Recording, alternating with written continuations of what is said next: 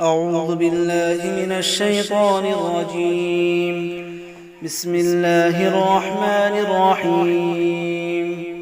سبح اسم ربك الأعلى الذي خلق فسوى والذي قدر فهدى والذي أخرج المرعى فجعله غثاء أحوى سنقرئك فلا تنسى إلا ما شاء